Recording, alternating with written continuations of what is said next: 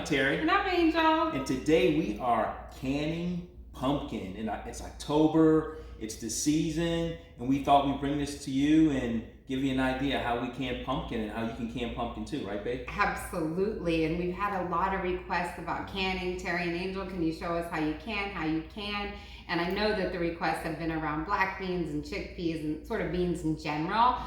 We do have step-by-step instructions on how to can those in our cookbook, which we thought was coming out in September. You have to remember, you can only control what you can control. So I'll just say that and leave it at that. But now we do believe the cookbook is coming out in October, so fingers crossed, guys. Fingers crossed. Everybody cross their fingers, please. So there is step by step, but we are going to do canning pumpkin for you guys today because, like Terry said, it's that time of season and we love pumpkin. We love pumpkin so much. And so here we go. We're going to share with you some tips and tricks on how we peel the pumpkins, how we cut the pumpkins, how we get them ready for the canning process. It's actually not that technical. It's kind of neat how we do it. The skin on the pumpkins is about as thick as the skin on a butternut squash. I mean, it's, at the end of the day, this is a squash, right? Exactly. And so we always buy the pie pumpkins or the small pumpkins because I believe that they're sweeter. So these are the ones that we like. We buy this at a place called Produce Junction. So if you have a produce place or a pumpkin patch near you, they're dirt cheap. These are $1.50. So my mind says to me that we will get 3 pints out of this pumpkin. We may get 2, we may get less or more, but we're gonna learn together what we get.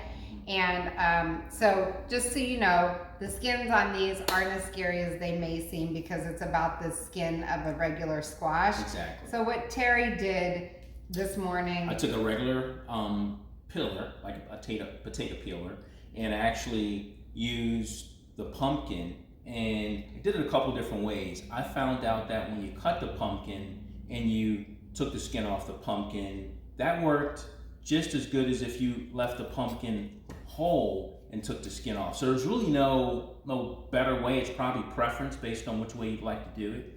But it was pretty much the same in terms of taking the skin off. I would say the same for a very strong person. So Terry does my peeling, which is really nice because I got my workout on peeling one of these pumpkins this morning. But I asked Terry, let's cut the pumpkin, let's de-seed it, and then I want you to hold it like this because you can grip it and peel it.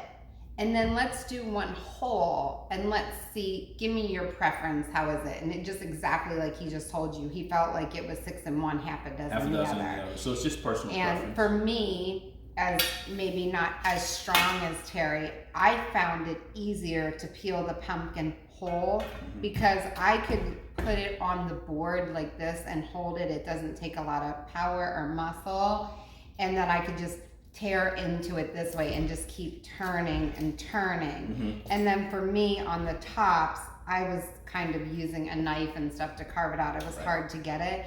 Terry did break the stem off for me. He just broke it right off. And so that helped. So like Terry said, for him it was the same. For me it was a little bit easier whole.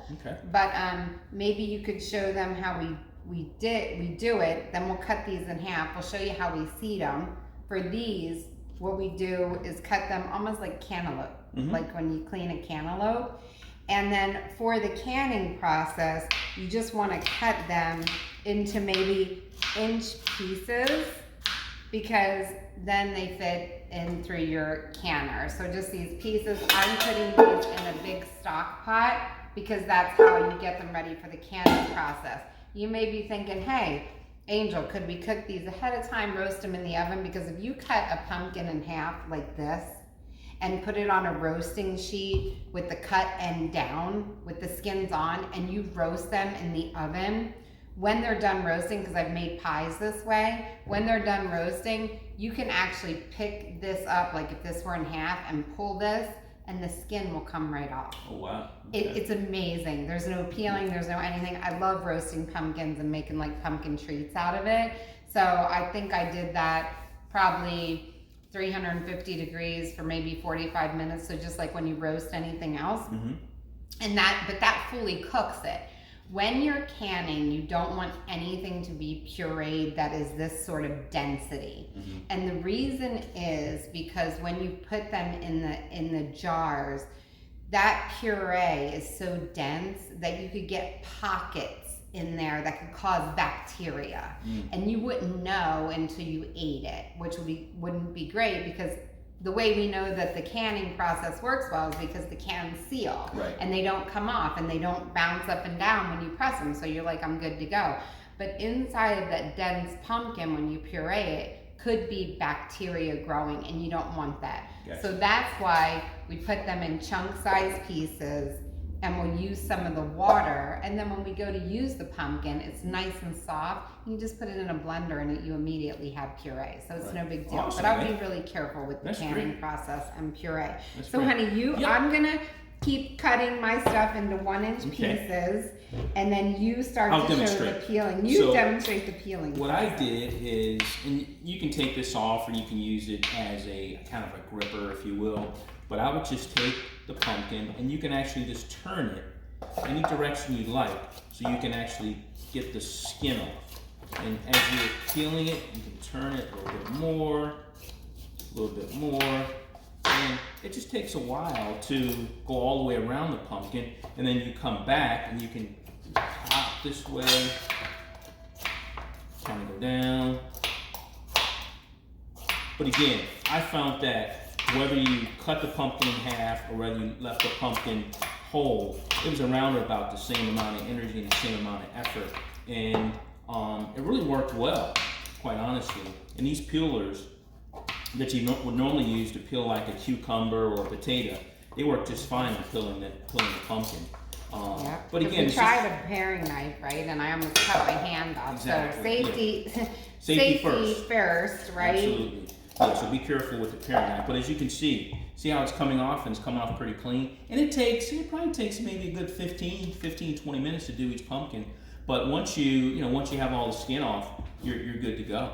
Absolutely, and it makes it so nice. And you know what, you're doing this all in one day. It's a weekend. I get to hang out with my sweetie. We're having fun thinking about pumpkin recipes and what are we gonna make with our delicious fresh pumpkin, because there's nothing better than eating something fresh that you can. It is over the top delicious. If you ever thought you didn't think black beans could get better, honey, can your own. You'll be so happy. They're so fresh. There's nothing like a fresh, can of your own black beans or your chickpeas. And working together. Absolutely. You're peeling, I'm cutting. I mean, teamwork makes the dream work, right? Exactly. Honey? We're having fun, and I love his pumpkin-y shirt. Doesn't he look fabulous in that? Anyway. I purposely wore the shirt, but. So, honey, let's talk about when we cut these in half. They're really easy to cut in half once you have the skins off. Yep. And then I just use like a bigger soup spoon and dig them out. Some people say you can use an ice cream scooper, so whatever works for you, but just dig the seeds out. You can use your hands if you want to and just pull them out. You could also save the pumpkin seeds and roast them, which I like to do a lot of times too, because then you have fresh pumpkin seeds. Absolutely. You don't have to waste any of this except for just maybe a little bit of this pulp. And then if you could find out how to use the pulp, or maybe, I don't know, a smoothie or something. I've never tried it, but I know there's uses probably for all parts of this pumpkin. Absolutely. But this is it's not a clean job, as you can see, but it's fun. Like you said, babe, it's kind of like a great activity where we can get to talk and get to spend time together, and it's kind of cool. It's very cool. And one thing that with our canning, so pumpkins are not acidic. So when you're canning things that aren't acidic, I like to use a pressure canner. Because this way they're sealed, you're bacteria free. So we do use a pressure canner for this. As you can see, that is that huge apparatus sitting back there on the stove. I remember when I first got my pressure canner, I was intimidated, I'm not gonna lie. So was I. We were actually, it was scary because when Terry got intimidated, I was like, uh-oh, we're in trouble because now we're both intimidated. But look, we're not gonna let a canner bring us down. No. We had a goal and a mission. There's nothing to be afraid of with this canner. If you follow the instructions, you simply cannot get hurt. I don't follow the think. instructions. Make sure you're very careful. Follow Yes. the instructions. And now I would say, honey, you're like an expert canner. Yeah, it seems to me so easy now. I feel like I can do it without even thinking. Although with the safety perspective, you always want to sort of be in tuned and be really present when you're canning. But don't let the size of the canner fool you. Terry and I did get a really large canner at the time when we ordered them because COVID was pretty heavy at the time when we got it. I don't know if a lot of people were canning or what, but it was really hard to get. Yeah. And I was able to get this big canner. I think it was around $500, so it was quite an investment. But I will tell you that I think my grandkids will be able to use this because if you care for them properly and the care is easy, this is not going anywhere anytime soon. So for that $500, thinking about the health benefits and what we're getting and the freshness, it's hard for me to even put a dollar sign on it. I got my mom a smaller one. This one holds 14 pints at one time because you can stack them. I got my mom a smaller one that I think might do 9 or 10. I can't even remember, but maybe it was $350. Plus, it pays for itself. It pays for itself. I mean, we haven't bought beans or chickpeas in over a year. Well, just the dry ones. Yeah, the dry ones, exactly. And but there's salt.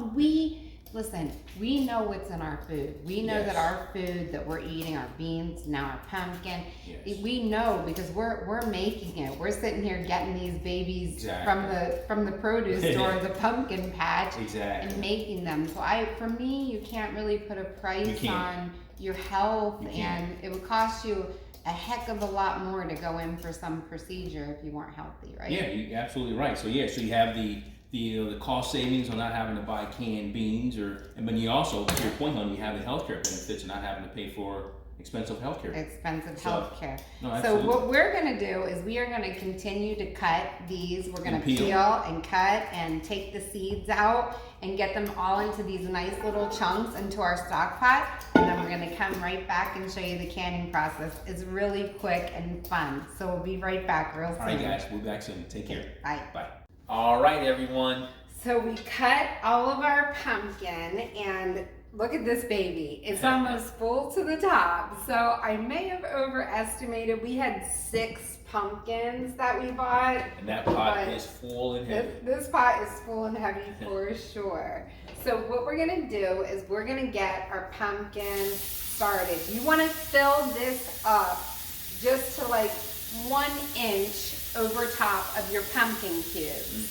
So you could always, if you don't have a pot filler, you could use like a big pitcher or something, but I would hate for you to fill this up with water at this thing and then carry it over here unless you use less amount of pumpkins. Right. I do think I overestimated on my pumpkins, but who cares? We can maybe make pumpkin soup or something. Exactly. Ooh, I mean, that'll be fun. I haven't made fresh canned pumpkin in this canner before, so I don't really know the exact amount, like how I know the exact amount of beans and stuff like that. So our water is to the top of the pumpkin now, so I'm just gonna let it float for a little bit, for a minute, and it's almost gonna have to go right to the top. And then I always say like up to this first knuckle is about 1 inch. Okay. So we'll just get about 1 inch of water. Wow, that's full. That baby is full. So here's the good news with the pumpkin. We're gonna bring this up to a boil, and then we are going to let it boil for only 2 minutes, and then we're gonna can it. And the reason is because the canner gets so hot that you don't need to really cook everything for a really long time. Like you'll see with my instructions on the black beans, as soon as the black beans get to a boil, I shut the heat off and we start canning. Otherwise, you would have black bean mush by the time it was done canning because of the heat and the processing time is so long. With the pumpkin, we'll let it boil for 2 minutes. Once it comes up to a boil, then we'll can it, and we'll can it for 55 minutes. But I'll talk you through all of that. So let's talk about my favorite canning kit in the whole world. Oh, this is a must-have. This is a must-have for sure. We got this off of Amazon, and the name of the company is called AIEVE, or the name of the brand, not the company. This is a 6-piece canning set. They come in different colors, but I got green because green, like veggies and fresh, so I just kind of went that way. I keep everything in this box all the time so that we don't lose anything. So you have, this is like a really important piece, your little canning funnel, and this is really, really important so that you don't burn yourself on the canning jars. And I buy these separate. These are labels. You can do the labels however you want to, but I just keep them in here. I got these cute little labels so I could can the jars when they were, but I keep them in here. Yes.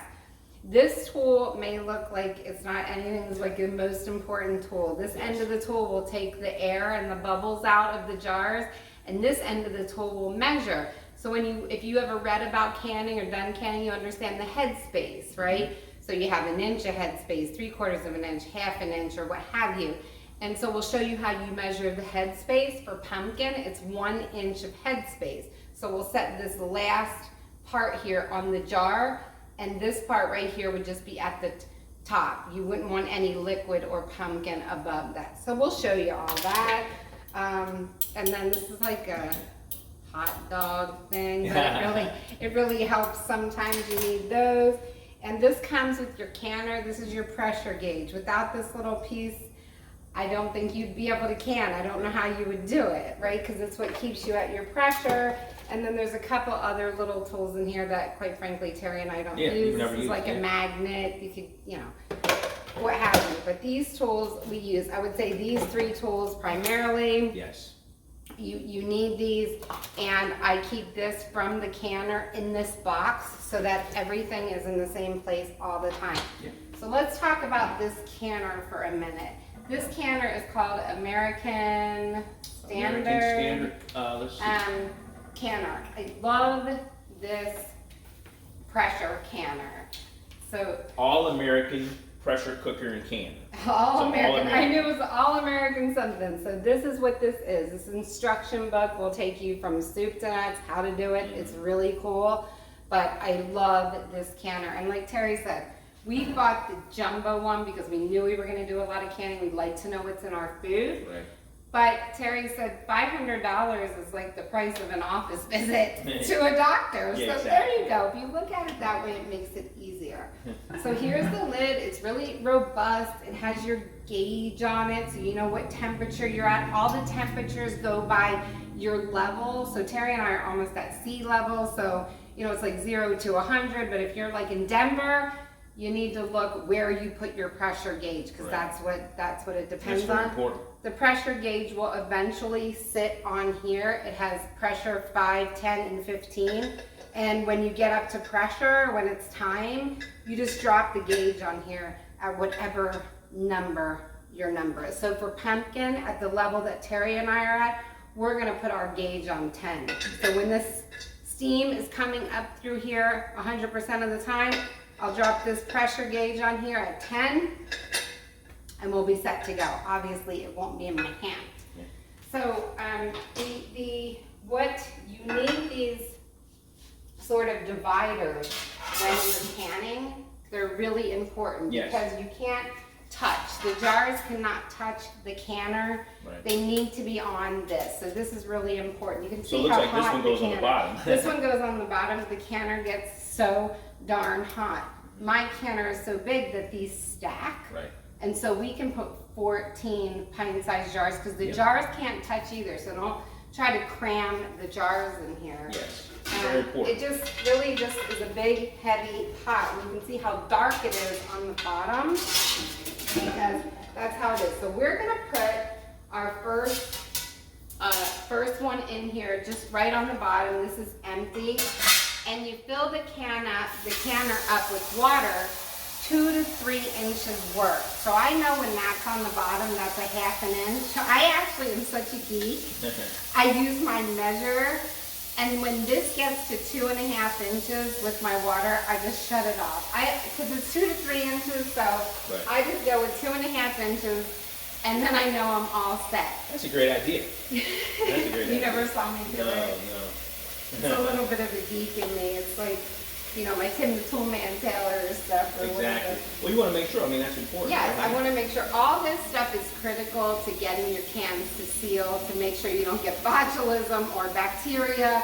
So I am very, very, very critical about this stuff. I mean, I always tease, like, Terry, get your protractor out. Well, on this, I get my protractor out because I'm not messing around and I don't want to lose the food either. Right. Now, if something doesn't can for you, big deal. If you lose 1 or 2, so what? Put it in the refrigerator and eat it. Eat it. I mean, they'll stay in the fridge for a week, so Yeah. it doesn't matter. You also have to find out when you first start canning which burner on your stove is best for your canning. Right. So I used to have it on this really fast burner, and I could not get it to regulate. Then I put it on this front burner, which was also very hot, and it didn't work. So I had to put it on this very back burner. And it's surprising My that the muscle very man back can move burner that back there. is a smaller burner. It is a smaller burner, but to keep it regulated, when we get to that regulation part, is really critical. So Terry and I have learned through our canning process that this is the burner that works best. Now, if I'm in a hurry and I need to get the water boiling faster, I will boil it on my boiler and then move it Move over. it to the back, yeah. But that's not really, it's kind of dangerous. I don't know, it's hot. I want to be really careful and cautious and do it right. Right. So we know that this is where we put it at our house. If you have an electric stove, I would imagine that when you finally get this to temperature and you're ready to regulate it at that, for us, 10 today, where you would have to put your burner, I don't know, 4 or 5. My mom uses electric, so I know there's numbers there. With gas, I don't have numbers. So I have 1, 2, 3, 4. I have 5 lines on my thing. Right. And I know that mine goes in between my 3rd line, and then that will keep my pressure cooker regulated. It's easy now because we do it all the time, and I know exactly how to do it. But it's a feel, right? You have to feel It's a it. feel. You have to listen. How many times does it jiggle and all of that kind of stuff. So the first time we did it, Terry and I, when we were done, we were exhausted because we had a little bit of fear and all of that, but it's fine. Everything needs to be warm. So we're gonna boil our water, get it nice and warm. Our jars are gonna be warm. Our food is warm. Right. Everything needs to be warm to help this work. So what you want to do is put your oven on like 200. Put your jars in your oven, get a cookie sheet, put your jars in your oven, and let them sit in there on 200. When you're ready to start canning, you would just take the jars out of the oven using this so they're not hot. Yep. And so Terry and I will show you how to do it. There is also a microwave method for the jars. I know some of you do not approve of the microwave. I understand that. Put your jars in the oven on 200, no problem. I do it this way sometimes. Although, I'm gonna be really honest with you, when I found the microwave method, it's just quick for me. So I put all 14 of my jars, because I always, when I can, try to make 14 pint-sized amount. Yep. Because I'm using the canner, you might as well Right. fill it, Might as well right? maximize it, exactly. So we put 14 jars in the microwave for 4 to 5 minutes. So just depending on how hot your microwave is. And then we take them out of the microwave the same way because they're really hot. Yep. But any way you get your jars hot, get them hot, you know, and that's how you do it. So what we're gonna do is we're gonna get our jars out, we're gonna get them warming up, we're gonna let this come to a boil, and then we're gonna come back and we're gonna show you how we can, what 1 inch head space means, how we use the lids, how we put them in here, and how all that works. Oh, one more thing. The only time you're ever gonna see me use olive oil, I have had this olive oil forever. Actually, it'll start to smell funny. But on your canner, there's a lip right here on the inside, and there is a little ridge right here. As you can see the ridge. You want to wipe this with olive oil, no other kind of oil. For some reason it's olive oil. You can read it in your pamphlet. So like you see Terry doing with the cloth. He's gonna wipe the ridge on here, and he's gonna wipe the ridge on the inside of the canner. And what happens is, because you get so much pressure, you don't want this to seal and get to a point where you cannot get this lid off. So it's always recommended that every time you use it, because I wash this really good when I'm done. I don't want to get any water, the collection from the calcium and all of those things that Just are take in the it water. and go right on the inside. Yep, see how he's just going right in on the inside? And I mean, we did keto for years, so I used to buy the olive oil like this. I'm assuming that my grandkids are gonna be able to use this olive oil because this is the only time we use it. But I was really happy we had it when we got the canner, because I was like, oil? I don't think we have oil, so. And it worked out. It worked out great. So you do have to do that. It'll keep the canner. If you do these few things for your canner, these canners will last Forever. forever and ever and ever and ever and ever. So let us get our jars together. Our pumpkin's starting to get warm. I'm starting to feel how warm it is standing next to this stove. And then we'll be right back to show you how we can our pumpkin. All right, can't wait, babe. Okay. Can't wait. All right, so we're back. We have our jars in the oven. They're nice and warm. Our water in here is boiling, so that's perfect. And this just boiled on a low boil for like 2 minutes, and we're just gonna shut the heat off. Our timer just went off. So we're ready to go.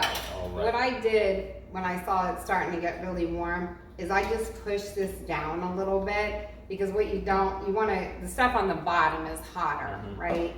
So you just want to make sure that you have an even distribution. You don't want to be dipping just off the pumpkin off the top. Right. So that goes even when we make beans. I mix it up.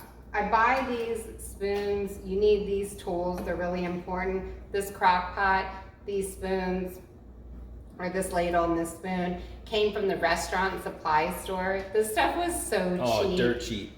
Dirt And you have cheap. restaurant supply stores everywhere, so. So you we can- have you can 2 of find them. these 20-quart stock pots, because we like to make like our own veggie broth and stuff like that, and that's just really taking scraps from veggies and boiling it. Exactly. So real quick. 20-quart stock pot, big long spoon, so you can stir and you don't get burnt, and then your ladle. These tools are also very important.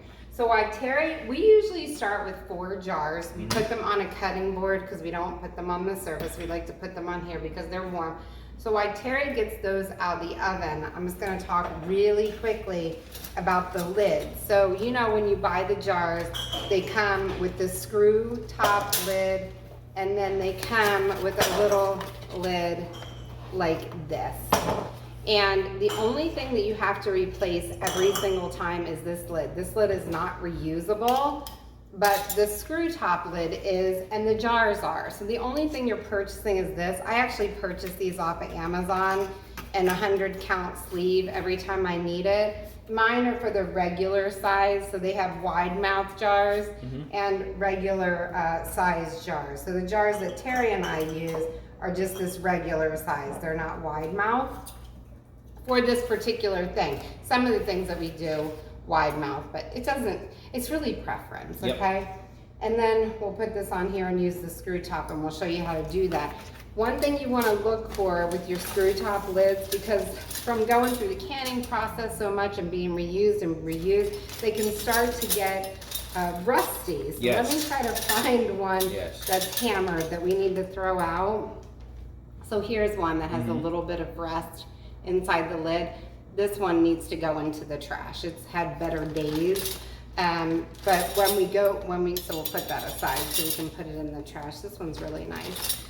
But just really look at that and make sure that these are all reusable, but just make sure they're not, Rusty, because a lot of times they won't can properly. Right. So what I'm gonna do is take, and these are warm, put my little canning, what do you call, honey? Ladle. That's the funnel. Funnel, thank you. My canning funnel and my ladle. And I'm just gonna start to put my pumpkin in here, just like this. And what we want in the pumpkin is 1 inch of headspace. So once you get it in there, you always wanna get the water. And that's why filling the this stock pot up with water It's was important. so important, because you do need the water in every single can. So I'm gonna put it in here, and Terry is gonna show you how he's gonna take the air out of there with the one side. Make sure everything's just airtight. You have all the Bubbles. pieces and bubbles out. And then I'm gonna flip it around on the other end. And remember, Angel said we wanted 1 inch of headspace, which means I'm gonna put this on the very top of the jar. And I don't wanna have any liquid showing or touching this. And we have a little bit of liquid, which means we have to take some out. So I'm gonna get a spoon. Get a little spoon, and I overfilled this one too, honey, by far, but that's okay. It's all right. And when you overfill them, just move them to the next jar. Exactly. So he's gonna put that overfill in there. And after you do it a couple times, you get a good eye for it. And a lot of times, sometimes Terry and I will nail it. It feels like a hole in one. Exactly. It was like, So that's oh, perfect. we did it. So You want to wipe the lid. You want to have a paper Yep, towel. You want to make sure you wipe the lid so that it is nice and dry. yep, so everything connects. Exactly. Then we're going to take our lids, put it in the bottom of the top, put it on, and just slight, just very Finger slight, tight. finger tight. Finger tight. I mean, just like Terry just did, that was perfect. I'm going to take Because this. if you don't make them finger tight, they will get stuck on there, and then you'll ruin your seal. Exactly. So you see how we used that little tool that we had in our kit? Place it right in the. Place it right in there. Our canner has gotten so hot over the time that we know exactly where to put the little jars, because, you know, there's Exactly. little marks there. Same process, take the bubbles out, turn it around. Well, that one's almost spot on. Just need a little bit more juice. Just a little bit more Little juice, bit more okay. juice. And when you work as a team like this, it's really, really cool. Terry knows his jobs perfect. Yep. I know my jobs, and we just kind of go with it. So, like I said, fill up with the chunks first to where you think they're at the top. Put the water in, try to get it to that 1 inch headspace, and Finger then tight. and put them in the canner. And that's really it. Terry will finish. This one is way over full, so I will have to remove some from here. But as he does this, then we'll just continue to take the jars out of the oven, and Yep. we do ours 4 at a time, and that's just to keep them warm. You know, Perfect. it keeps it really nice, really warm, and I could even pitch in, right? Take the Exactly. bubbles out while I wait for my next set of 4. Put this on the edge. This is just touching the bottom, so I know I have 1 inch. Like Terry said, be really careful because the jars are hot. The liquid was boiling. Everything is really, really, really hot. So even if you wanted to wear some kind of heat glove, Terry put them inside the lid. I do mine a little bit different. I just lay them on top and then Yep. do them finger tight, like Do 'em either way. like that way, and then just put them in. They're really pretty, aren't they? So we're gonna get 4 more jars out, and we're gonna continue this process until our canner is full, and then we'll see how much pumpkin it took. We'll be right back, guys. All right. Take care. Okay, so we just got done filling all 14 jars. Terry's gonna show you how he puts the lid on, what that looks like. I put the lid on sometimes too, but Terry's here. I love when he's here to help. And so, honey, why don't you share how you put the lid on? Okay. And it's important to know, like Angel said, we have the 7 jars on the bottom. Let me see if I We can have share. a divider, and then we have 7 jars on top. So hopefully you can see that. 7 on top. There's a divider, and then there's 7 on the bottom. So I'm going to demonstrate how we put this lid on. There is an arrow which is on the top of this lid. Hopefully you can see that arrow there. And there's also an arrow, like a downward arrow, on the side of the pot. You want to make sure those are lined up perfectly. It's important that those are lined up so that the lid fits on. So Whoops. There you go, honey. so I have the arrow on the lid lined up with the arrow on the pot. You also want to make sure that the lid is even and it's not wobbly. So it takes a little bit. You want to make sure that you look around.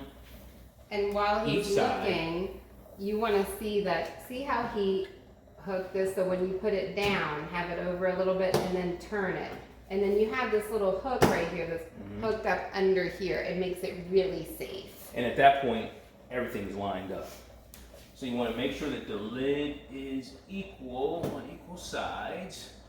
So it takes a little bit. You have to look in the bottom, look in the top, look around back. Looks a little, okay. All right. And then you start to bring up your back is too, they can't see. Then you start to bring up your I call them wing nuts. wing nuts. Yeah. And he's doing them across from one another, as you can see, across here, and he's not making them super duper tight because he wants to make sure he gets his wing nuts up there, and then everything seems nice and even, and if it's not, he can move it around a little bit. And as even as you'd like. I mean, you don't have to get a measuring tape out, you know, but just even to your eye when you're looking at it. And then he'll tighten those wing nuts down. That keeps it nice and safe. Sometimes I tell Terry he tightens it too much for me because I have a hard time getting them off. But once you get one going, it's usually pretty good. And when we loosen it the same way. We loosen the ones across from one another. So I'm tightening, I'm tightening across from one another. So tighten there, tighten here, and tighten here. And that's pretty. That's great, honey. That looks great. Pretty level all the way around. And he's got this hooked under here. He's got his arrows lined up. You see our little spout is starting to spit a little bit. That's because everything was really hot and nice and warm in there.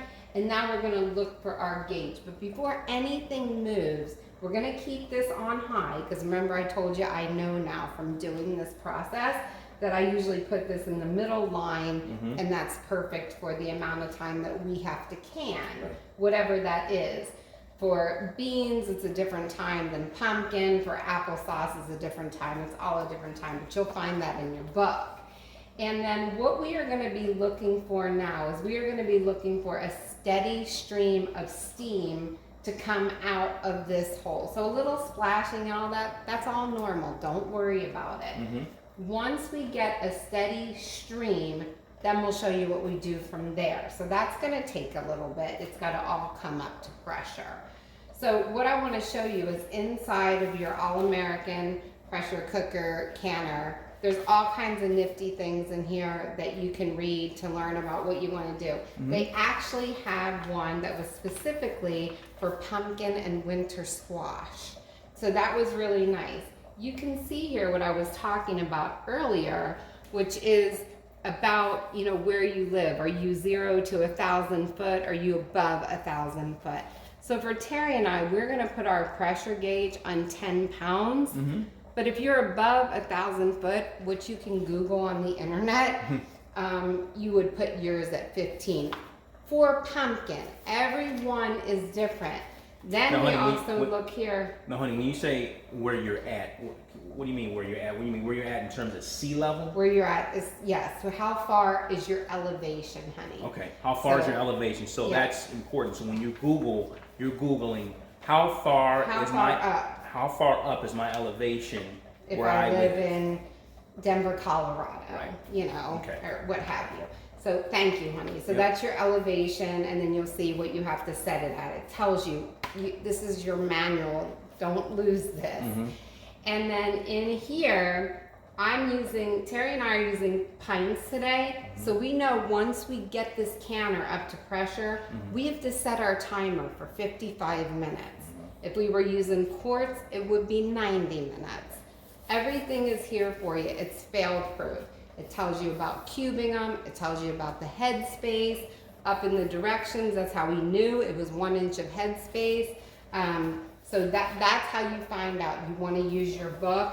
You can look it up on the internet, but I really trust this because this is the guide to the Yep. canner that we have, and it has been pretty foolproof for Absolutely, you and absolutely. And I. honey, you studied this guide inside and out. Inside and out, you've so I was used it really as a guide. intimidated Yeah. and scared when we first started. Right, so, I mean, kudos to you. Oh, thank you. So, as you can see, we overestimated, not we, me, overestimated big time on the pumpkin. And so I have all of this pumpkin left. We had 6 pie pumpkins and we didn't even use half. So 3 would be plenty for you. You can see Terry that. and I had, it's quite a very bit. nice. We had a little bit of a discussion, what are we gonna do? And we decided that we're gonna go through the canning process twice, which will actually give us 28 jars of pumpkin. Because the truth be told, I thought the peeling on the pumpkin was gonna be the worst part. Then I thought this would be the worst part. The canning, once everything gets to heat and you start the canning process, that takes 5 minutes. There is nothing to the canning process. Right. So I like that part of the process. But for me, the hardest part of this was actually chopping the Yes. pumpkin, and I got a little callus on my finger.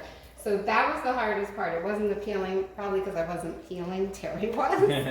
But I felt like the chopping was the hardest part. But we have all this beautiful pumpkin chopped. The hardest part is over. Yeah, and what are we going to do with the rest? So I thought part of this we'll do 14 more if we have enough jars, because we have canned a lot lately. We've done a lot of black beans and chickpeas.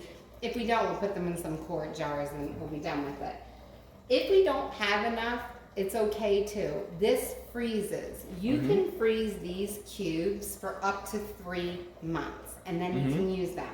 Because one of the things that Terry and I are going to do is we are going to make pumpkin soup in our Instant Pot.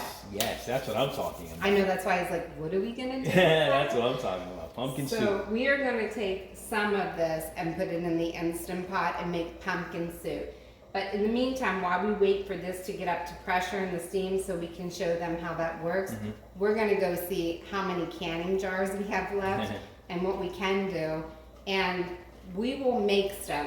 Don't worry, we won't waste this pumpkin, No. Terry and I. We will be eating this pumpkin. And even if we wanted to eat it throughout the week, we have 7 can. days, Yeah, right? I we mean, can, this is absolutely. not cooked all the way. It's hard. Like I said, we only brought it up to boil and then 2 minutes and then shut the heat off. Absolutely. And so this is ready to go. Anyway, let's go check our canning jars while we wait for this to steam. I don't know if you can see it, and it's actually pretty hard. I'm going to show you to see it steaming. I always have to do what Terry's doing Yeah, you to have to look- actually see the steam.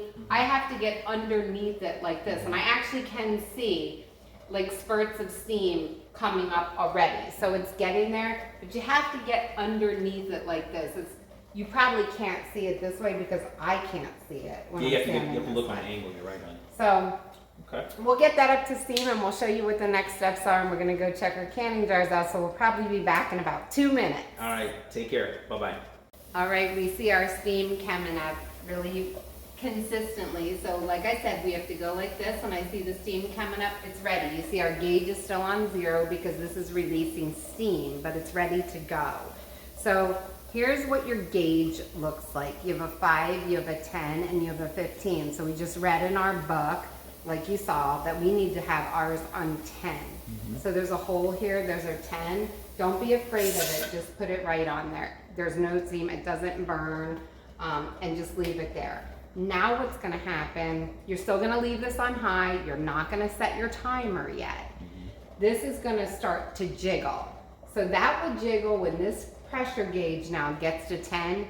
This baby's gonna start talking to me. Hey Angel, I'm up to pressure, ding, ding, ding, which is a really great thing.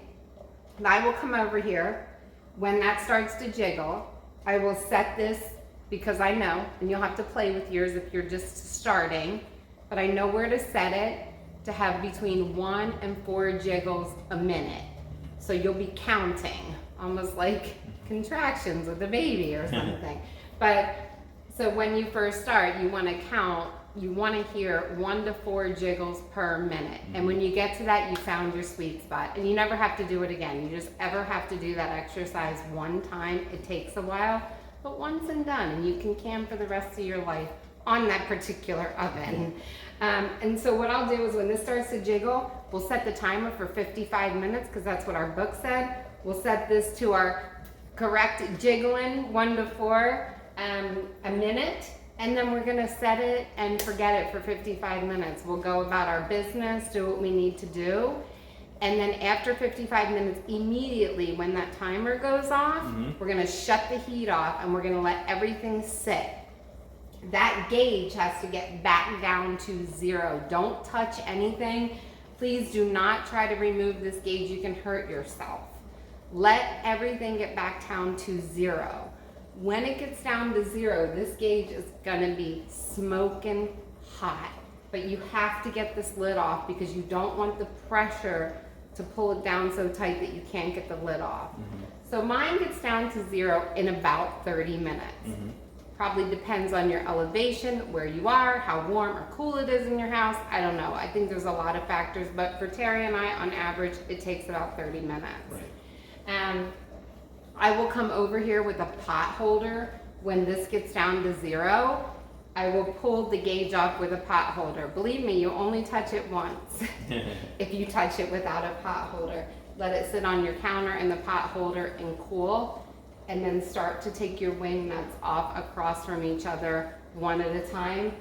Turn your lid and take it off away from you so the steam goes up and not in your face, and you'll be good to go. We put cooling racks, like how you cool cookies or whatever, on our counter right here. We pull the jars out with the tongs that we pulled out of the oven and put them in there with, so we'll just pull the jars out. We'll put them on here and then they'll start to seal. Pop, pop, pop. You'll hear them popping. You have to let them sit on the counter for hours because they're so hot from being in there. Don't try to loosen the screw caps. Don't try to do anything. Let them sit and cool. Let them sit overnight. It doesn't matter. They're canned now. So you can let them sit. It's fine. They're going to sit in a cabinet anyway. And then when they're cool enough to touch, you want to press down on those lids and make sure they're sealed. If you have any popping on your lid, they're not sealed, no big deal, make something. You have to use it within 7 days. Yeah, put it in your fridge, keep the screw cap on for 7 days, keep it in your fridge and use it. I never look at those as losses, ever, because it's awesome. It's like, what am I going to make with this? The other ones, take the screw caps off. I clean the jars really, really good. I like the jars to be nice and clean. They go through a major process in here. Sometimes there's a little leaking before the seal occurs. It's no big deal. You may have some stickiness. So I rinse the jars at the sink and we wipe them down. Again, you wouldn't have the screw caps on them. Honey, get a can of our beans out of here. I'll show. Like the black beans. And there's a bunch of chickpeas up there. But take the lids off and we wash them and we dry them. And this is how they look. And this is how they look. And as you can see, if I press on the top, there's no there's nothing. And you can hold it by the lid. I mean, this baby is sealed. And then I put my little decorative labels on. I let my mom write these because her handwriting is so nice. But the date and the label, so you know what's in here. It's kind of obvious, but it's cool. And we put them away. You can have them in the cabinet for up to 1 year. So we eat our jarred stuff so much. Well, within a year. Within a year. So. But make sure you, again, Angel said, make sure you read the instruction books. Make sure you read make sure you understand, how to take the lid off. Make sure you take proper caution so that you don't hurt yourself. Absolutely, that is so critical on this. Safety first, to really make sure that you're safe. And don't be afraid of this. I was very intimidated. I was like, that's like a rocket in my kitchen. But this is one of the neatest tools that Terry and I have. We can make anything in here and can it. It's so cool. If you have things that are really acidy, like tomatoes come to top of mind, you can can them in the regular canning process. You don't have to have a pressure canner. But when you have things like beans and things that don't have any acid, you really need to pressure can them to make sure that you stay well, you don't get any bacteria, and be really careful. So I'm really funny. I'm a science geek to start with. So I'm very funny about this stuff. But as you can see, as we've been talking, our little temperature gauge is rising, and we're up to about 4-ish right now. So that's gonna be the process. That's what we're gonna do. We really hope you enjoyed watching this. Maybe we'll come back and show you when it's all done, like, hey, this is what it looks like, this is how many we had, so we'll have to see. But we just want the videos to be, you know, what you need, And not what Terry and absolutely. I need. Instructional, Absolutely. right, exactly. So I think we will come back and show them when we're all said and done Okay. what it's like. Sounds good. Maybe you guys could watch us take the lid off so you feel more comfortable. I want you to feel comfortable about using the canner so that you can make food that you know what's in it because you made it. Exactly. So, all right, so I think we will be back in Alrighty. a little bit. Okay, guys. Okay. Bye. Bye-bye. All right, guys, we couldn't help ourselves, so we want to make sure you feel comfortable. So this is what I mean by shake, rattle, and roll. So it started rolling and rattling and shaking, and as you can see, we're up to 10 pounds of pressure. So what I'm going to do is turn my dial down to know what my sweet spot is. It'll take a minute to get down to that 1 to 4 jiggles a minute. Then I'm going to come over here and I'm going to set my timer for 55 minutes. And now it's just set it and forget it. So that's really what we meant. So we'll be back in a little bit, well, probably about an hour and a half to show you the next step. Okay, so our 55 minutes is up. We let the time expire. It probably took about 30 minutes like we told you. And now our gauge is back down at 0. Everything is still really hot, especially this little gauge. So, little rattler. So like I said, always use a pot holder to take it off. And you need to wait until that's down to 0. Otherwise, you don't want to release the pressure like that. And you can kind of hear it. Yeah, you can hear it releasing. You know, really releasing. So I just put it here. I don't put it on anything. I put it on the cookie sheet, like I said, and that's going to have to cool for quite some time. Hopefully you can hear that. You can hear the pressure release. So now Terry is going to start unscrewing it. So we will change places, Okay. and he will show you how he just does each side across from each other, just that simple. And I can get this one in the back too. Okay. And the good news is it's hooked. You see how it wants to move? And then he's gonna turn it, unhook it, and then he's gonna lift it away from him so the steam goes that way. So it's really just that simple. Now we're gonna take the same tongs that we stuck these in with to take them out because this is smoking hot. Wow. See how it's Okay. boiling? Okay, so we're gonna put these right on here, and as they come out here into the room temperature air, they're gonna start to pop. Yeah, you'll hear them popping. All the lids will be It's popping. like little popcorn or whatever. So we just lay them on here, and they will stay here for hours and hours and hours. We'll check them before we go to bed to make sure that that they all sealed, and if we find any that didn't seal, we'll just put that one in the fridge. And then tomorrow morning, we'll take the lids off, we'll wash them, we'll put our little labels on, and we'll be all set. Absolutely. So this is what we use our hot dog thing for. Terry's gonna take the divider out from the center. It's really, really, really hot.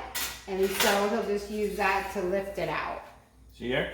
And that's it. And then we'll take the ones from the bottom and put them over here. Just as simple as that. And you just have to be really careful. Super careful because it's really hot. Oh, there we go. Just really hot. But there's nothing, you can see how they're steaming. There's really nothing to be afraid of. As long as everything is warm when you're doing it, they should seal because you don't want to lose any. As long as you follow the instructions on how to can them.